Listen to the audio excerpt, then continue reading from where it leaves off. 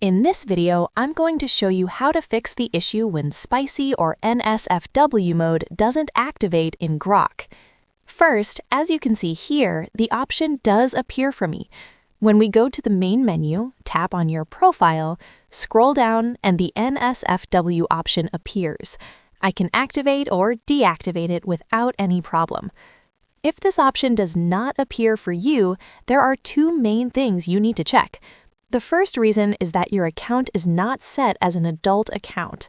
If you go to your profile, you may notice that your date of birth indicates that you are under 18. That is why this option will not appear. The same applies if you've linked your Grok account to an X account. Your X account must also be set as 18 plus. You'll need to go into your X settings and update your birth date to confirm that you are of legal age.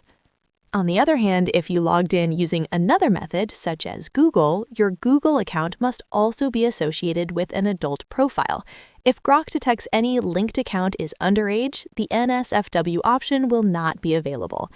That's why this option appears for some users and not for others.